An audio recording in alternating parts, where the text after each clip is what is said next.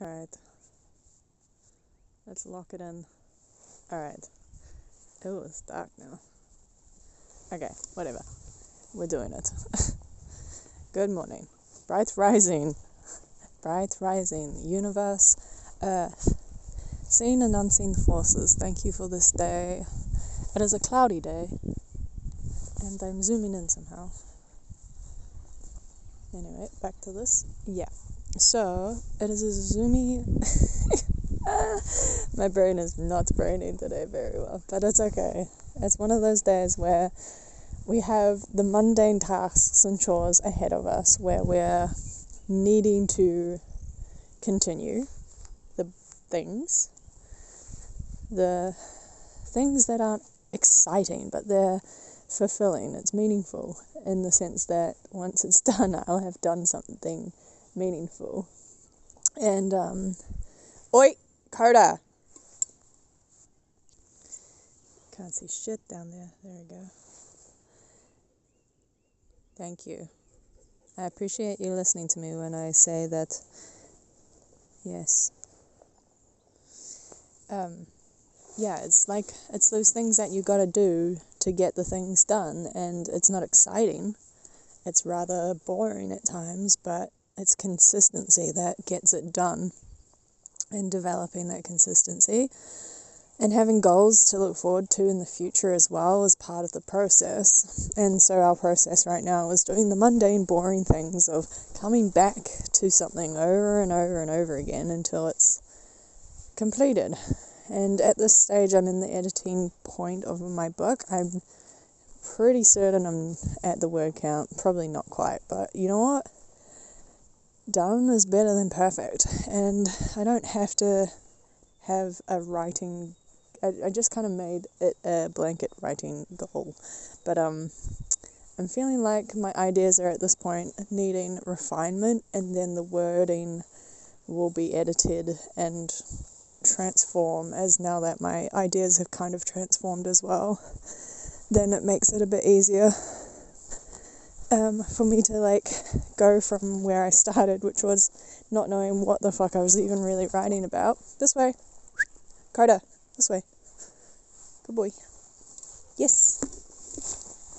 Pet for you. To now having a bit more of an idea about don't force, just talk. We're just talking. Now having more of an idea about what it is that we're talking about when we're writing, especially having cultivated a lot more knowledge since starting this book, and more understanding about what it is I'm even talking about too. So it's exciting because I have so many things that are now ready for refinement. So it's daunting because I am a bit of a perfectionist, and I think of myself as who am I to write a book at age 29? But I am doing this more for myself, as well as hopefully someone out there may be resonating and with some of the things that I'm sharing. And it's exciting because I don't care how it goes, really. I don't have any expectations. I just am glad that I'm in a space where I'm getting this done. And thinking about it is consuming my days with so much joy. It's quite pleasant, really, to be able to work on something like this. And then alongside that, I've also got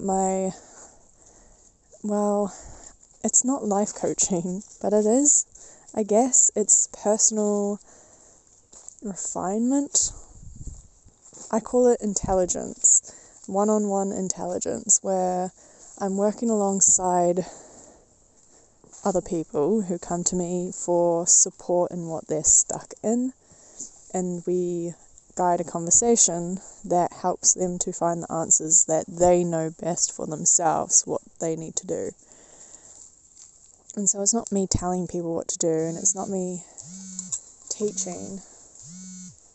or sharing my perspective as such, but rather just guiding a conversation with questions and dialogue that opens this portal for people to discover in their own way their own inner guidance system. And it's starting off as that anyway, and as all things continue to evolve, as my messages continue to evolve and my understanding and my own inner guidance continues to evolve, then things will naturally just evolve in a way that are different. I'm not fixed. No human being is fixed as any one thing. We can like something today and be completely different tomorrow. I just realized my hand is in that frame. Doesn't matter. This is not a 5-star documentary. This is just me practicing getting my thoughts out at a pace that feels, not even my thoughts, just getting these things articulated at a pace that feels whole and enough and right and aligned. And also just sharing how beautiful my life is with the world, because I am so in love with my life, with the space that I occupy. And something that keeps coming up lately is this opportunity for me to be more actively involved in the hapori locally, which is definitely outside of my comfort zone, but certainly something that I have been longing to do for a long time, in which I've not yet felt ready, or not so much ready, but as in there hasn't been the clarity about what it is I'm able to offer, and now I'm in a space where that's been more defined and refined as I continue doing this other work as well. And my tattooing stuff is still taking off. I've still got a few core clients that keep coming to me for work, and so life is lifing. Life is filling up with beautiful things, and in beautiful ways. Everything is unfolding exactly as it needs to, and though once I felt like I was never going to provide any value to the world, I'm starting to see that each day I continue to strengthen my foundations of my body, tuning into her needs, tuning into my breath, tuning into my natural pace, setting those boundaries for myself and enforcing those boundaries with other people. I'm slowly becoming more willing and able to show up in the hapori feeling like I can contribute something. They're best friends, those two. Two boys hanging out. They're two best bros. And yeah, I'm starting to feel like I'm more ready to show up and continue learning and doing this learning process in the witnessing eyes and perception of being surrounded by strangers who I know, but I don't know, you know? Like, there's a difference between friends that you've grown up with and family that you've grown up with that you know pretty well, even if they hide a lot. For energy sensitive people, you can read their energies pretty well, and though you may not understand it all completely, there is this ability to not need to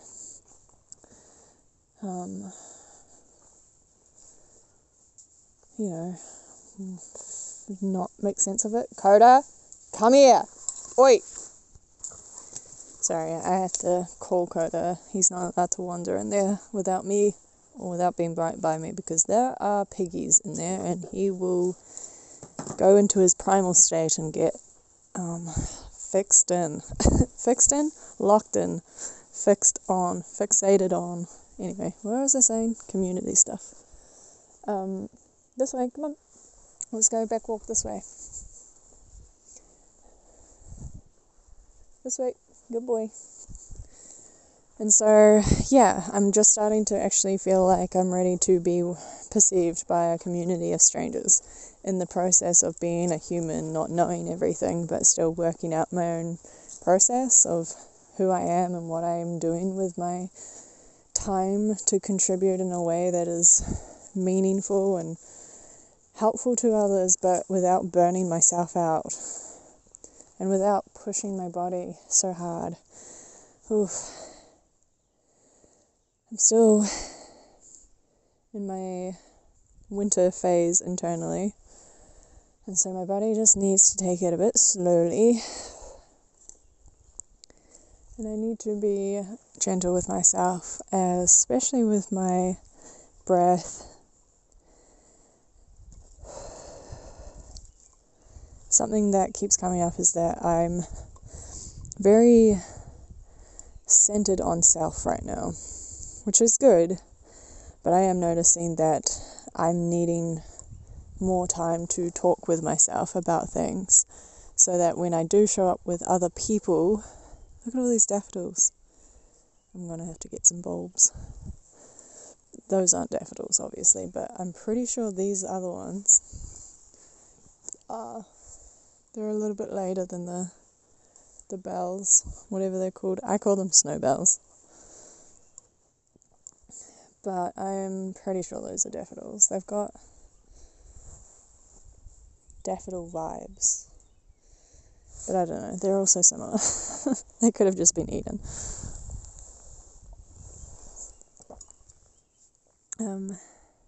Oh yeah, I was saying that I've been very self-centered, but it's important for me to show up in the space of other people, giving them priority. Of course, unless they ask me questions, but what I'm saying is that this space here, where I'm like just talking and documenting and all that jazz, this is for me. This is for me to work out my thoughts, to speak out loud and to feel it, and to witness and observe, does that feel true? Does that feel aligned? And to call myself out when it doesn't. To notice when I'm rushing and pause. Because this isn't for someone else. This isn't to have a conversation with other people. This isn't to meet your expectations. This is for me to explore and experiment. And though I go through waves and phases of feeling like an imposter of some sort, where I have this big vision for myself that doesn't necessarily align with the physical that I'm embodying right now, but it's okay, because I know that the physical takes some time to catch up, and my intention is to, of course, take care of my body, to do one thing at a time very well with my full attention, and my intention being that these guys are goobers. It comes out over there, so let's see if he...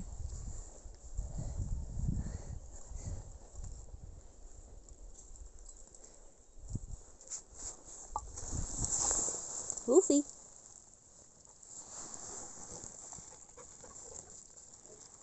Wolfie. Can you hear me, Wolfie? He came back out. Hey. No wonder you guys get ticks, eh? Hanging out here, getting ticks. We're gonna have to work on that. I don't know how we're gonna prevent that. Garlic and eucalyptus, maybe. Lots of eucalyptus on the feet.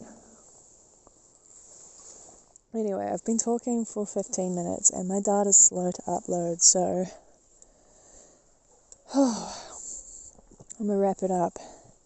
Just like I'm wrapping up this walk. My body is ready for some gentle movements. some yoga. I've had breakfast, so we're all good there. And then we will also start finishing the study and working into our writing and all those things that we like to do today. Perhaps we will venture out. Perhaps. We'll see. It's still early days. So in the meantime, Coda, here? Yes? In the meantime, Spirit, is there anything you would like to add? Earth, is there anything you would like to say?